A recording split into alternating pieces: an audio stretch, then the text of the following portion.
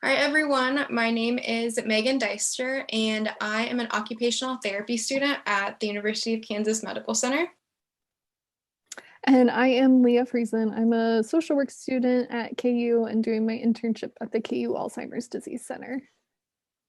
So today for our video, we are going to continue on the Words from the Inside series. And we have Tom here who is decided to join us and share his story a little bit more.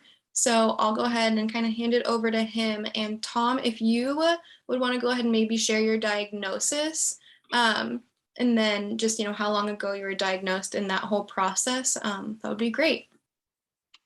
Well, I was officially diagnosed I think, about the first week in December. I knew that something was wrong with my mental processes for at least a year, and because I noticed that little things were happening, like I was forgetting stuff more than usual, that I was having trouble remembering. Well, I talked about this in our support group, but I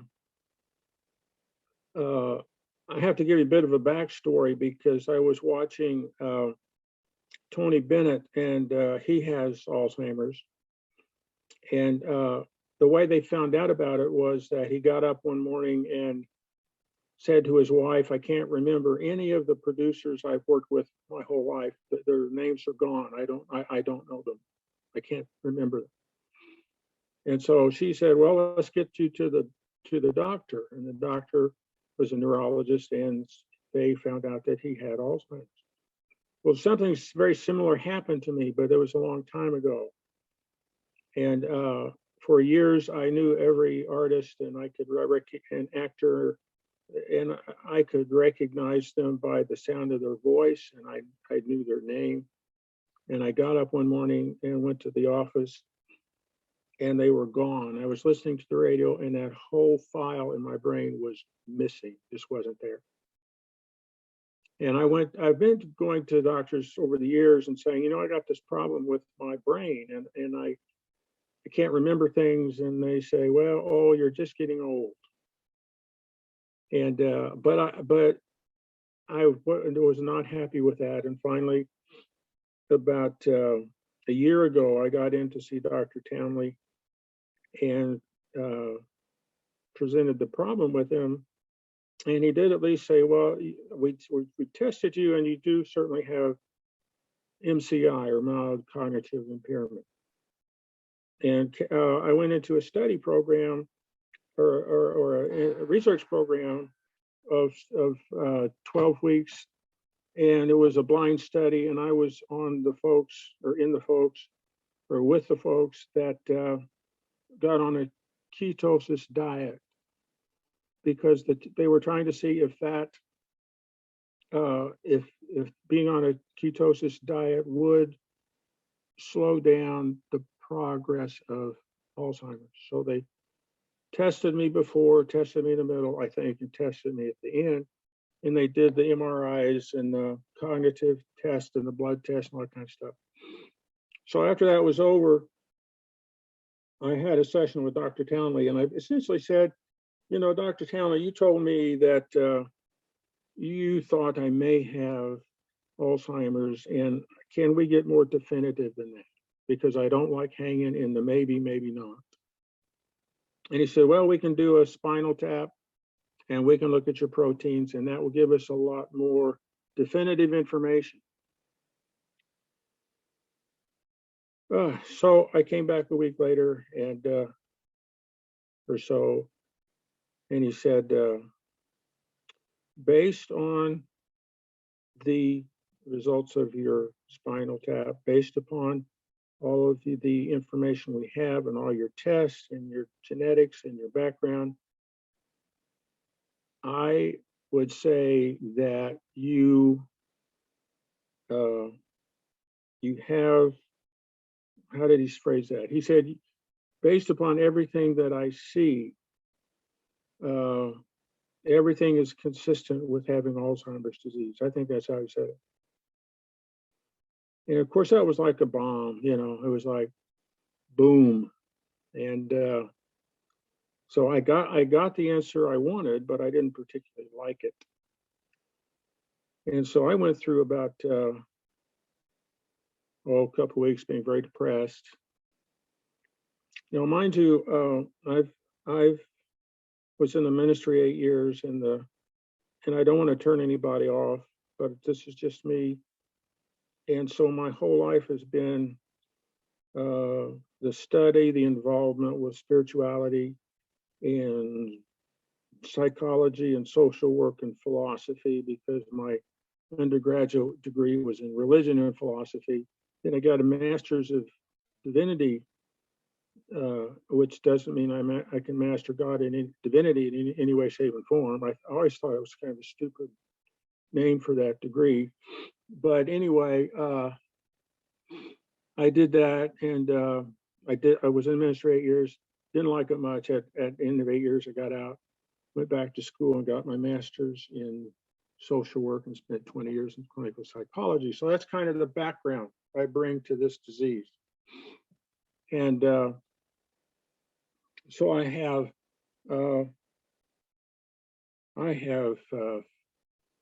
60 years in being immersed in all of those things, and it's helping me a lot. Because then the first thing that happened to me, and if I'm taking too much time, please tell me. The first thing that happened to me was I thought, I'm going to die, and I'm going to accept that. I'm going to die. Now, of course, we're all going to die, and that's no different than anybody else. The difference is that I may have a better idea of when it's going to happen, and at least I have these stages of the disease I can look at and begin to know where I'm at on that. So I walked the middle line. Now, we all know about the stages of grief, those 7 stages and all that kind of stuff. And I kind of go up and down those stages. And I go from being absolutely terrified to the point where my own philosophy and religious understandings come and help me. But I'm also aware of how important it is for support. I was talking to my wife when I said that to her, and I said, what are you going to do if someday I will not know who you are?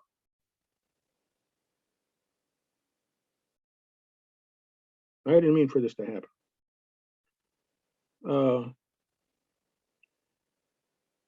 And she said,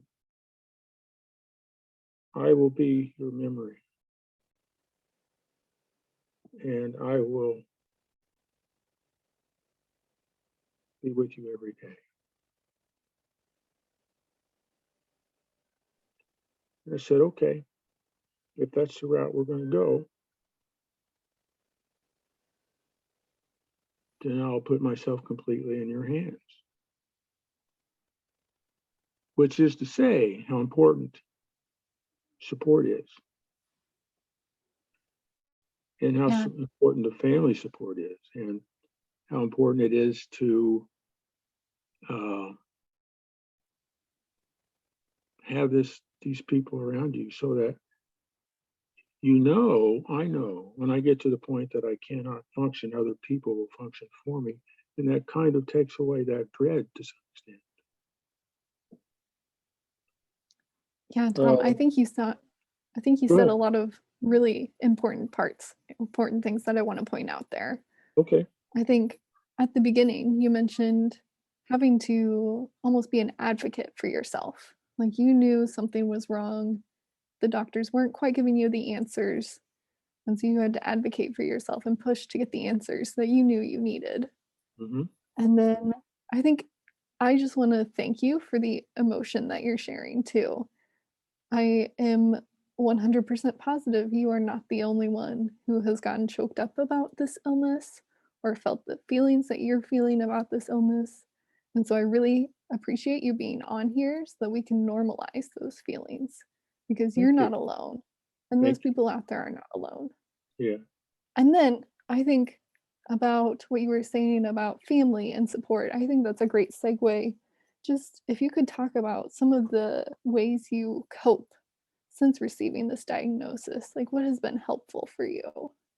Well, attitude is extremely important. And I think we need to walk a middle line between being overwhelmed by the reality that we're dying and the denial that we don't ever want to think or talk about it. So I think we have to walk between those two poles. And I think that's extremely important.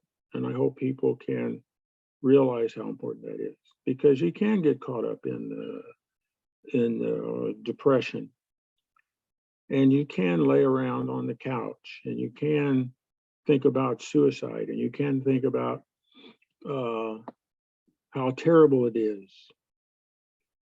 I do remember when I was in Kansas City, we had Kansas City Royals, and the manager got brain cancer. He was very, very sick, and they interviewed him on the television on the newscast, and they said, "How do you deal with this?" And he said, "Well, my first thought was, why me? And my second thought was, why not me?" And I think that's a very critical place to begin, because after all, as I said, we're all going to die. And in some ways, this is kind of a blessing, because not many people know the surety that it's coming and have the ability to graph it on the stages, and to see where they're going. So it's a blessing. And so, and I said this in the support group, after I got over the shock, it was like a magnifying glass got in front of me, and everything was different, and everything, I slowed way down and made every minute precious. I think you have said so many like powerful things, and there's so much like power and bravery and kind of just talking about this in general, but being very honest with yourself and with others, and just kind of the realness of it. But I also like that you talked about, having that like positive attitude as well, that you can't change your situation, but you're doing what you can in these moments to spend this quality time with your loved ones and the people who are most important to you, whether that be taking in the blue sky, like you said, or making this video diary for your son. I think that's, so powerful, and that's so great, because there's, just some level of wanting to carry on as much as you can and give them as much as you can when you can. And so, like you said, that video diary, I think that's really great that you're open to doing that and you're very willing to do that as well. I think that's really brave and really incredible of you. And I think that can kind of also help us segue into our last question for you. Is there anything that you wish you could tell someone else, or anything you wish someone else would know just about this disease in general, or any of your experiences? Well, yes, if I would just kind of put it in bullets in a way, it's like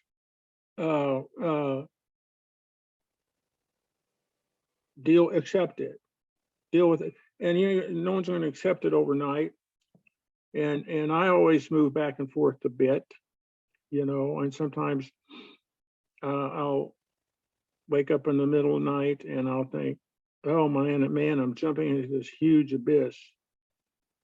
I'm jumping into nothingness, and it scares the hell out of me. And I think we have to realize that it's not the way it is. That if we concern ourselves with living each day, I think bucket list is kind of a stupid thing, but like for instance, myself, I do want to write something. I want to find a way to write about mindfulness and make my contribution. And I want to find a way to publish a little book and do that. That's important to me, and I'm going to focus on that. I'm going to focus on my video diary for my son and granddaughter. So I guess I would tell people it's normal to feel absolutely terrified. It's absolutely normal to feel like you're going to jump into nothingness. And my advice would be to read Thich Nhat Hanh, Richard Rohr, some of these folks that have really talked about that. And I love, if anybody knows about Thich Nhat Hanh, you get on YouTube, and he has this great talk about no death, no birth. And so I guess you have to come, part of dealing with that, I'm going to die, is to have some kind of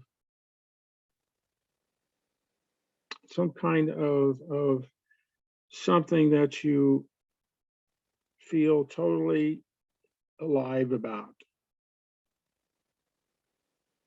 You know, I feel alive when I think about writing this book before it's too late. I think I feel more alive when I think about helping people and getting involved in what I can do with the support group. And so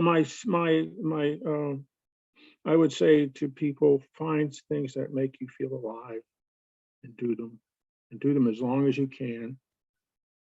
The second thing is, I think, build your support group, your family, your friends. And I guess that's about it. And for your spouse, do what you can to prepare them.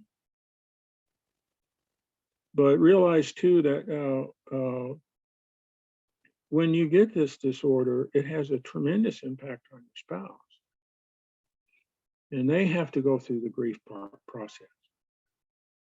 And I know my wife and I would argue sometimes because she would say, I would say, damn it, I'm losing my memory. I can't forget things. And she would say, well, I forget things too.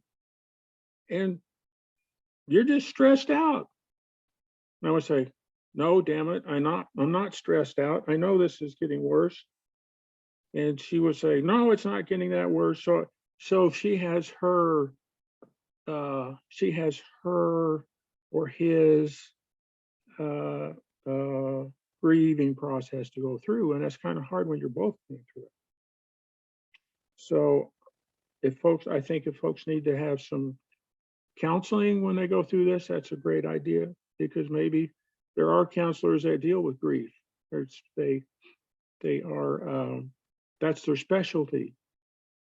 And I think the most important thing is for folks to realize you don't have to do this by yourself. We can't do it by ourselves. It's too overwhelming. And I don't feel bad. You know, the old adage about being a good man is that you don't feel, you don't say you're sorry, and you don't talk about how you feel. Well, that's bullshit, pardon me. But we do have to talk, and we do have to allow ourselves to feel weak and overwhelmed, because that's our strength. Because I think when we get in the bottom, the depth of that helpless, overwhelmed, something happens to us and we find things about ourselves we didn't know we had. So does that help at all? Yeah, definitely. I really appreciate you being so like open and real about, kind of how your process of accepting your diagnosis and things like that, and just how honest you were about those feelings, because like Leah mentioned earlier, it's definitely something that needs to be normalized and talked about more, are those feelings related to that acceptance process, because it's not easy. But I also really wanted to highlight what you said and kind of end on that, people should find something that makes them feel alive, because there is so much life left to be lived, and life doesn't stop the second that you get diagnosed. So I really like that you said that you should find something that makes you feel alive and kind of help find that purpose. So I think that was a great way to put it. And I just really appreciate you sharing your story. And thank you so much for joining us. It was a pleasure to Well, meet you and hear your story. I'm deeply grateful that you allowed me to talk about it, because it helps me to feel enlivened when I do. So thank you so very, very much for giving me this opportunity.